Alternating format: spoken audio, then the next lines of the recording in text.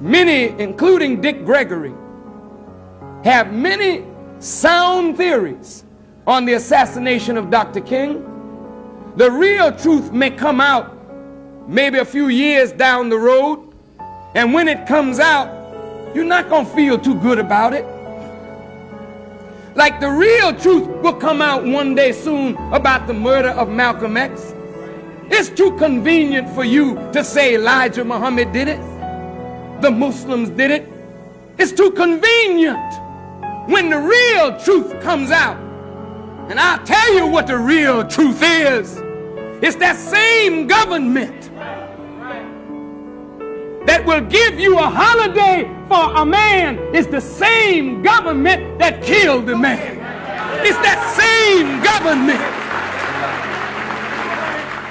In my short meeting with Sister Betty Shabazz, she spoke for a few minutes, and in that few minutes that she spoke, I understood that there's something about this whole drama that I don't know, because I don't know her side.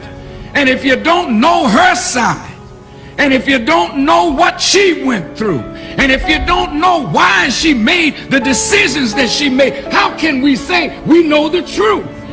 We know our side, but we don't know her side, and we may not know all of our side, but the government knows all of the sides.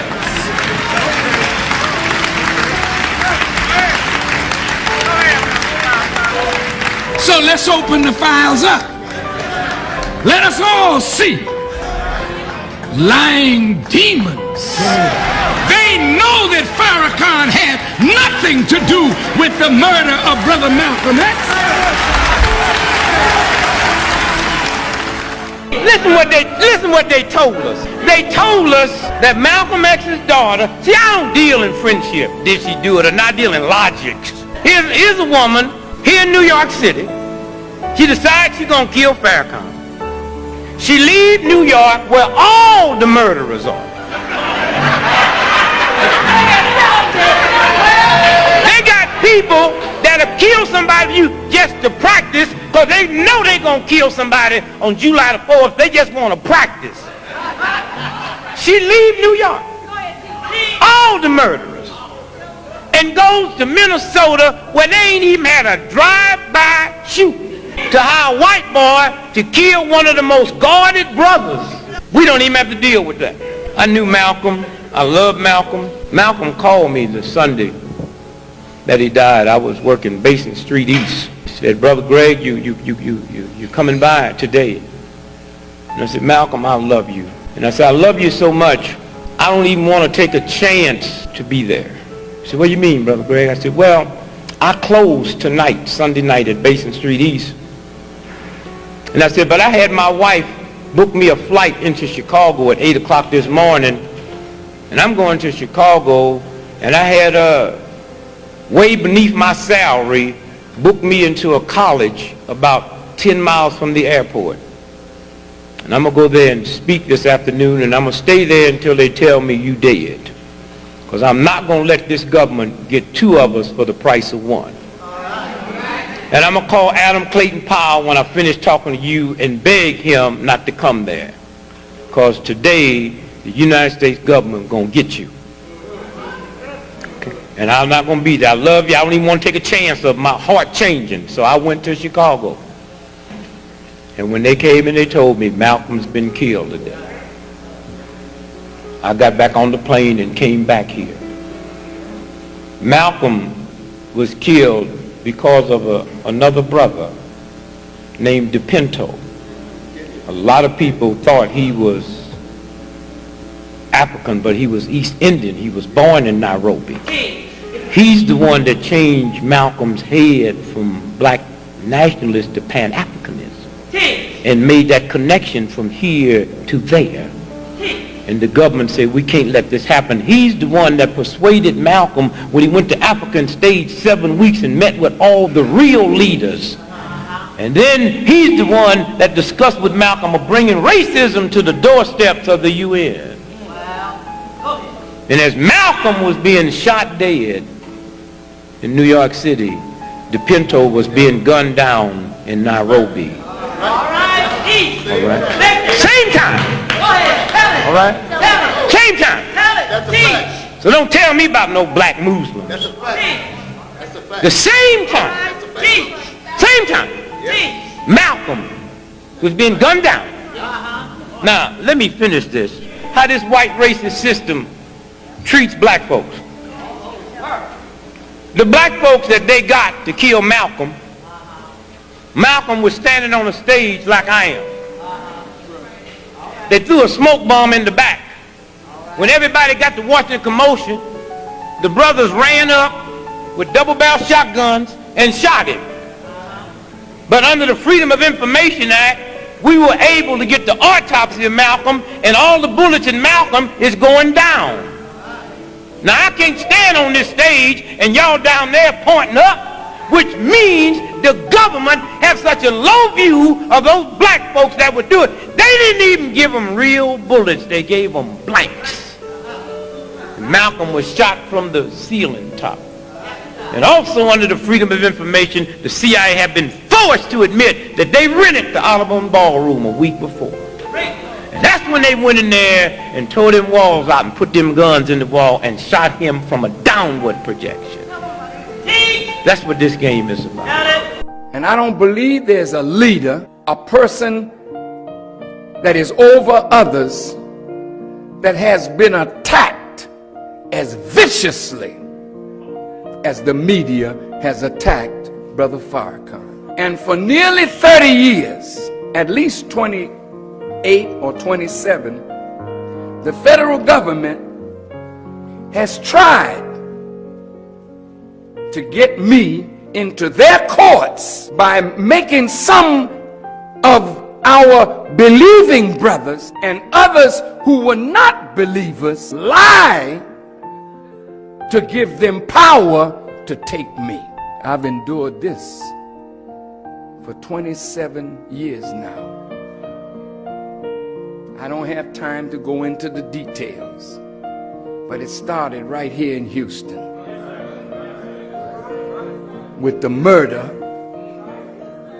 of one of the ministers of the Honorable Elijah Muhammad, a vicious murder that they were trying to pin on me.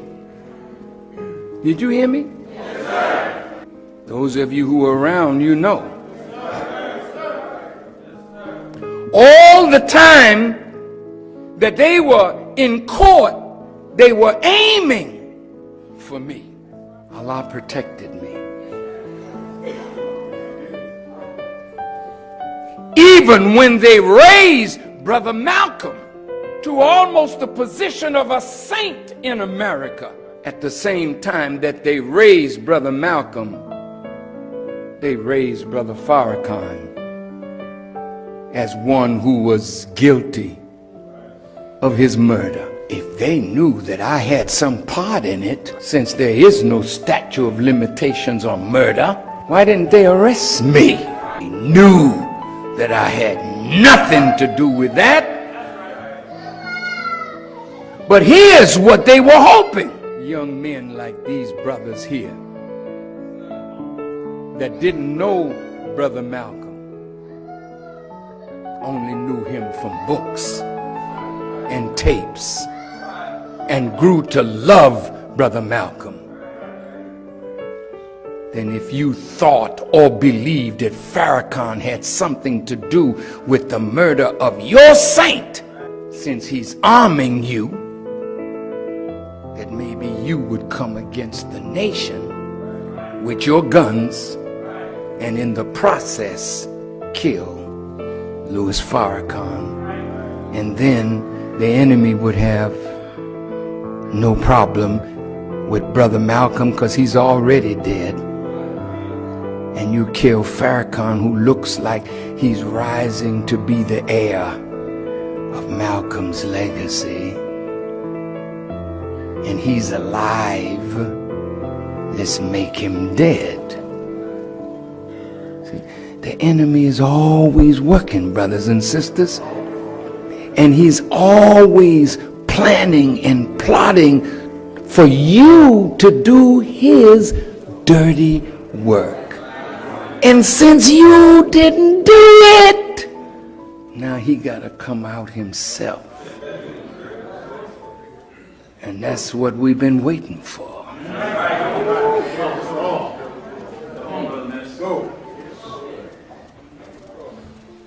Why not call Satan out?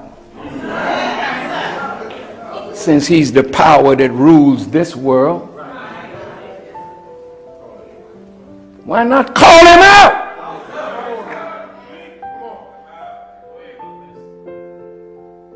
If God is with me,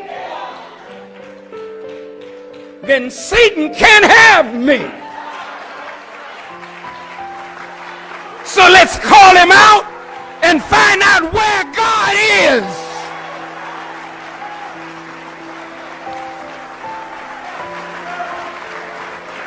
Now all the punks can stay at home. This revolution will be televised. Dear Holy Apostle, Assalamu alaikum. In the name of Allah, the Beneficent, the Merciful, to whom all praise is due, whom we forever thank for giving us the most honorable and humble Elijah Muhammad as our divine leader, teacher, and guide. I want to put what I'm going to say to you on this tape for two purposes. Number one, I want to really apologize to you for having let you down, for the mistakes that I've made, especially during the past year. I want to confess my fault, confess my wrong. I want to confess my weaknesses. I want you to know that thanks to Allah and you, I'm able to see myself better now. I'm able to see my weaknesses better now and my shortcomings better now. I do believe that in seeing them better, it may be possible for me to overcome them and become a better person. At least I am praying to Allah that this is the case, and above all else, I'm praying to Allah to put mercy and forgiveness in your heart. And if you weren't merciful nor forgiving toward me, I could well understand it. I've always known that Master W.D. Farad is Allah. I believe that Master W.D. Farad is Allah, and I believe that you are his messenger. I believe that your program is right, and I believe that your teachings are right, and that it was my belief in this that made me as successful as I was. Especially it was my firm belief in this that enabled me to stand up in the face of all opposition on television, on radio, before colleges, and before people out in the street at mass rallies, and support your program and present your program and represent your program. It was my faith in it that enabled me to represent it. Did you know that Brother Malcolm was by the ADL the #1 anti-Semite when he was killed? Did you know that? No, I didn't know that. Did you know that that's what I am now to them? Do they love me? I'm asking you a question. Why don't they love me? Because I exposed them. Malcolm exposed them as the architects of all the civil rights organizations. They were behind them, giving them money. And you know what the theme was? Non-economic liberalism. That none of these organizations, CORE, SNCC, NAACP, could involve themselves in economic development, because economic development would take money out of the hands of the Jewish people that funded civil rights. Man, you gotta look deep at what's going on today. Don't be no surface people. But we are the winners.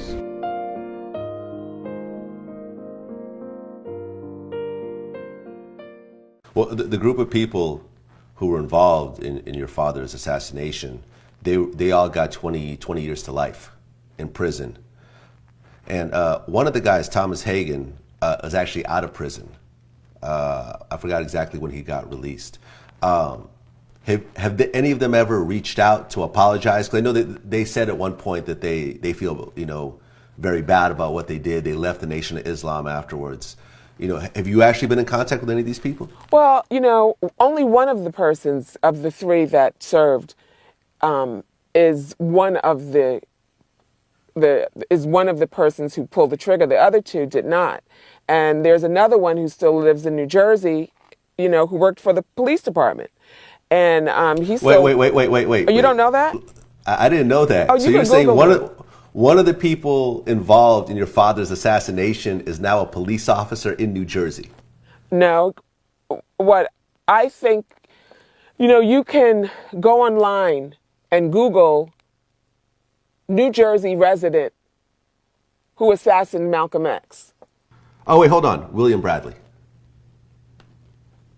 Okay. So have any of them ever tried to reach out to apologize or anything? Yes. Really? Yes. And there are also some, like if you Google Razak, what is it? Oh gosh, I can't remember. Abdul Razak, who his former name was James 67X, was my father's secretary. I'm on Twitter. I think I might have tweeted something about him. And he always says who the real triggermen were, and that they weren't in the Nation of Islam, and that they worked for, you know, different entities. And, you know, so I think that there's just so much that we will find out. Okay, so when the men that were involved reached out to you, what was that conversation like? There's so much information online. Abdul Razak, there's a lot of footage of him discussing the assassination of his former friend, leader, formerly James 67X, who recently passed away. There are plenty of people who talk about the persons who assassinated their friend, and that there was only one person who actually was arrested and charged that was involved, and the other two weren't. And even he says that. Yeah. Boy, that boy, he's cool. What was it? Brother Ben X. His name, Brother Ben X. Brother Ben X. And he jamming. Cold, man. This boy here, cold. He got a website? He got a website? What is it? BrotherBenX@gmail.com. He just put out a website. BrotherBenX@gmail.com. BrotherBenXmusic.com. Man, I'm finna go. Yeah, I'm gonna jam that. What's going on? What's going on, brothers? Hey, I just want to introduce you all to the Final Call newspaper, man. Y'all ever had one of these? Final Call News? Nah, I never had one of these. What's this? Who you? Yeah, black-owned newspaper that goes out every week, man, just to keep the community conscious about what's going on in the world, man, and give you knowledge yourself, man. Go ahead. Yeah, check that out. Final Call newspaper. Oh, you with the Nate? You with Farrakhan? Then y'all killed Malcolm? No, they ain't killed Malcolm, boy. Oh no, sir, man. That's what they want everybody to think, man. But nah, that ain't what happened, man. Man, how you know? Cause I was watching Vlad TV the other day. They was just interviewing Malcolm X's daughter. She said that they even tried to apologize to her, and they said they had nothing to do with the Nation of Islam. I mean, come on, bro. You know about COINTELPRO. Y'all niggas ain't got no bean pies.